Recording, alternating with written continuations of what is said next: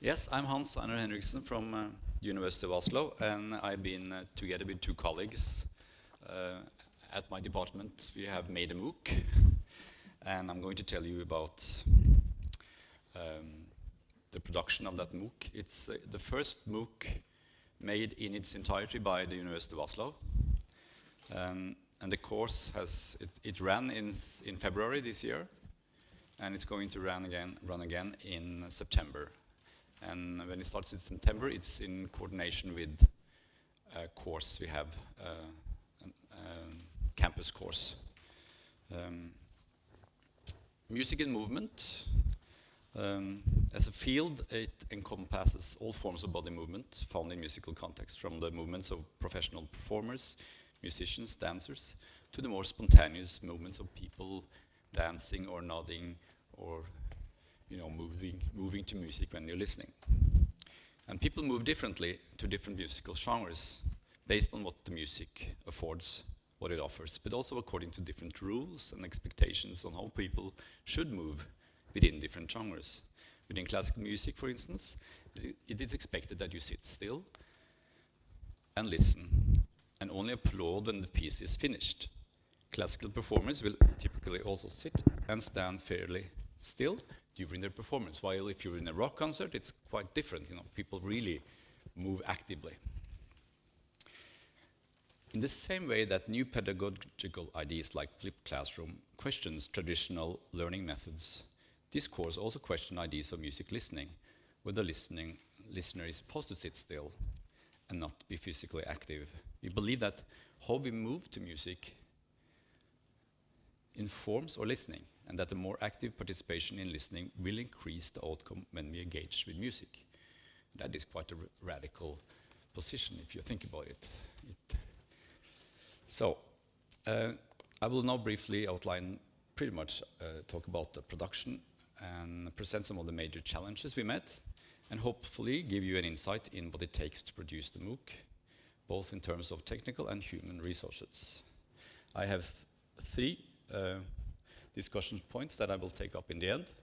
What possibilities and limitations do MOOCs open for in a research university context?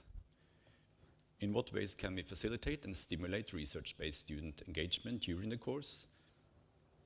And how can we communicate advanced and technologically based research methods through a global online course?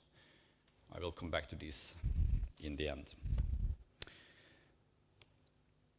The first initiative for this MOOC came in January 2014 from the Learning Technologies Group at the University Center for Information Technology. And they suggested that we made a MOOC on Norwegian black metal music, since this would possibly get many participants worldwide. And it's something specifically Norwegian.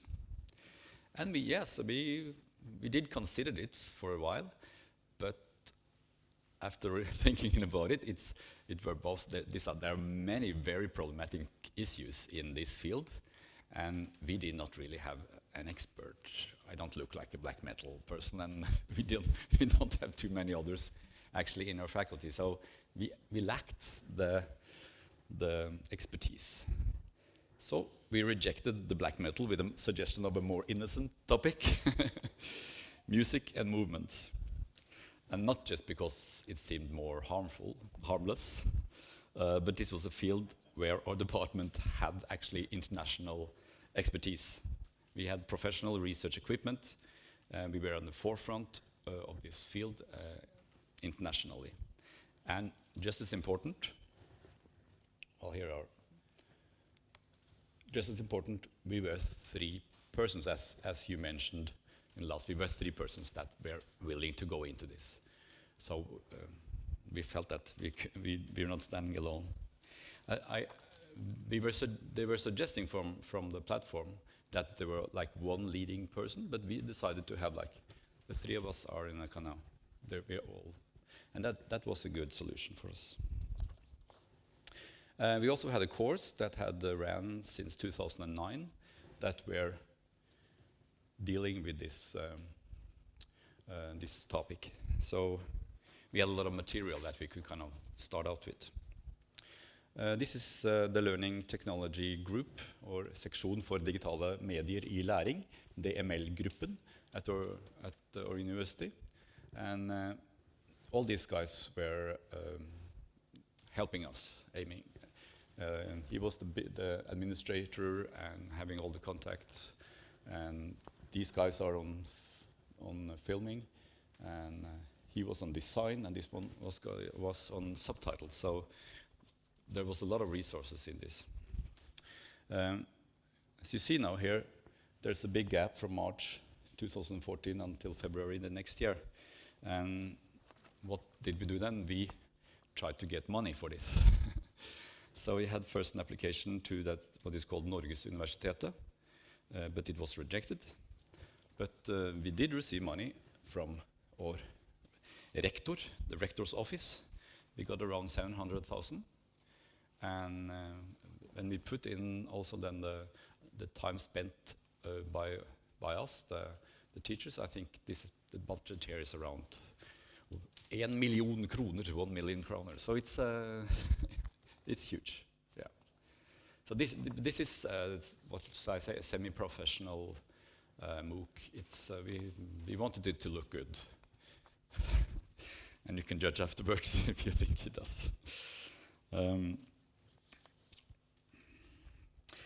It was decided by this DML group, the Learning Technologies group, that the MOOC would run on FutureLearn, which is a British platform,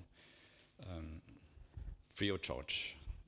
And the real work then started early spring 2015 with workshops, learning about the design of FutureLearn and also trying to see what would be our major challenges. And at that time, the campus course was running, and we tried first to kind of take these lectures we had then and kind of just transfer that into this course. That did not work very well. So to work with structure and to get a good structure, we actually struggled with that the whole time, because there was not really FutureLearn. They want to kind of have like a story, like a development, and that wasn't really in our material.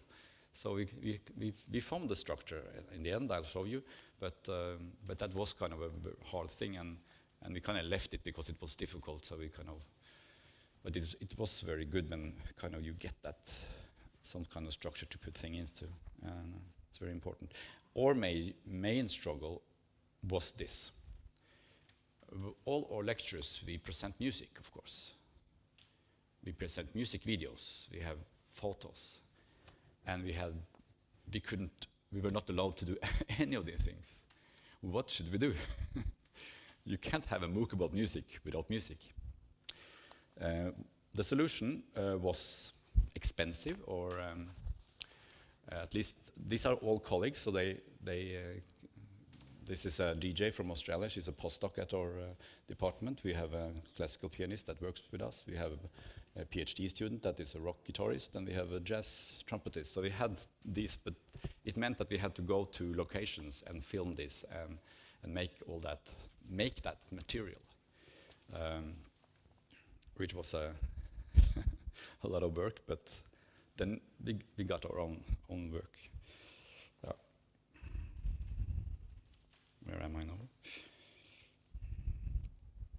now? We also had the first trials with, we tried out with the green screen, which was going to be a kind of a major thing with the videos.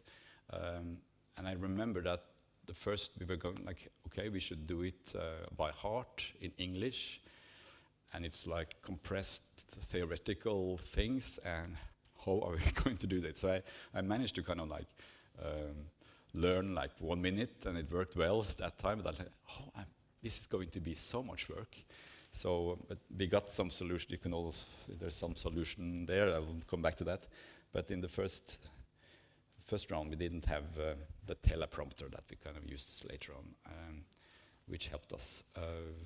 But to kind of find out how to do these things and to get comfortable standing there in front of the camera and these things, it's a lot of work. And then you have to kind of find out, what can I do? What is my level of like doing it lively or doing it more strict, or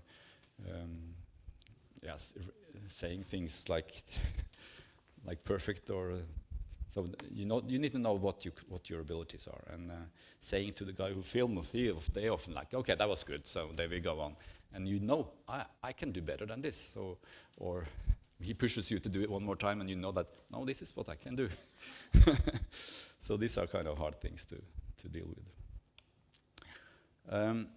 Here are plans. So we had different locations and for filming, and here are that's the photo. And in addition to the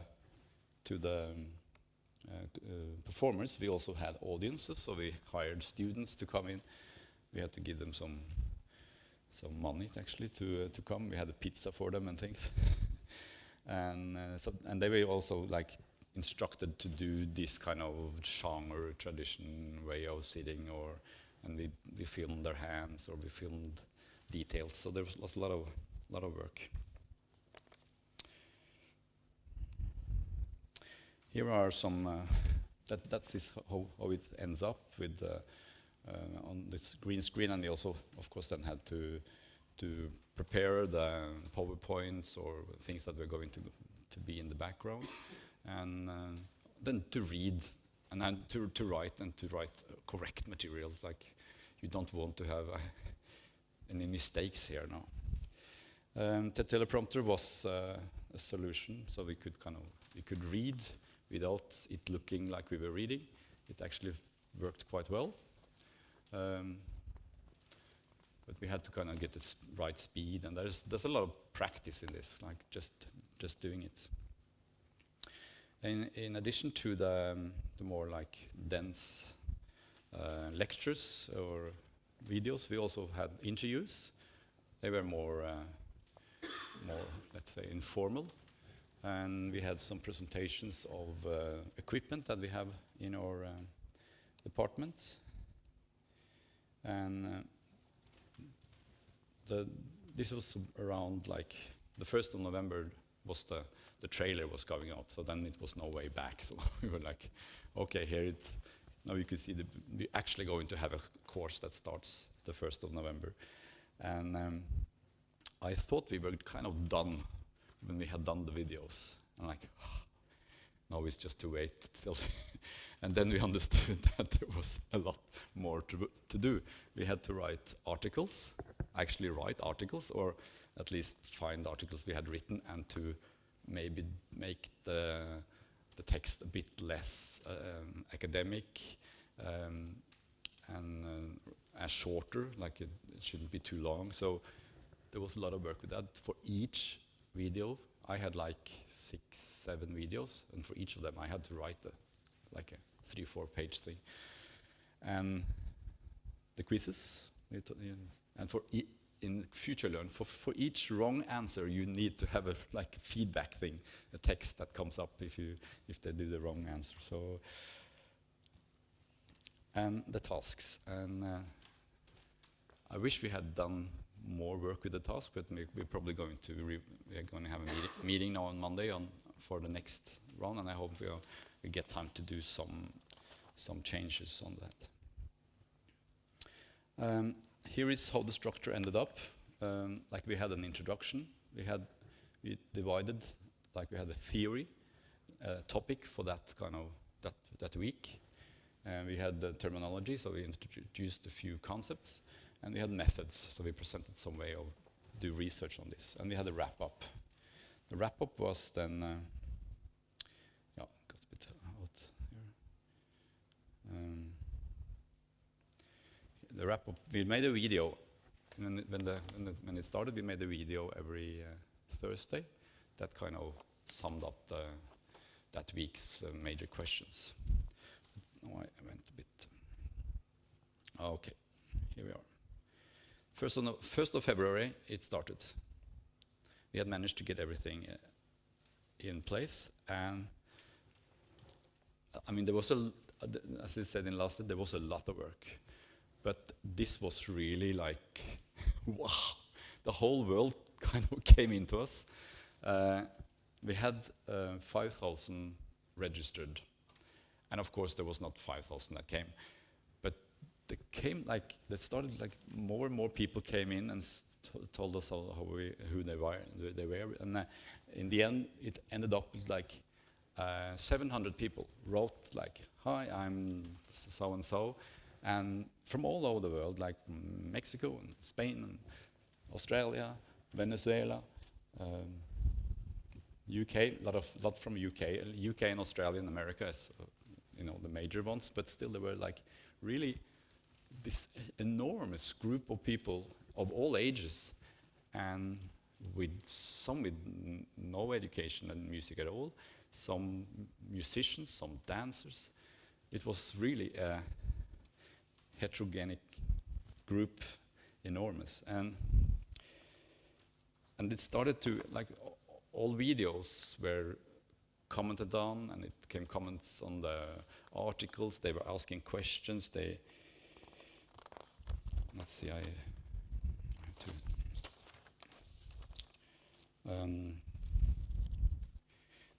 They were commenting on other comments. They were helping learners that struggled to understand.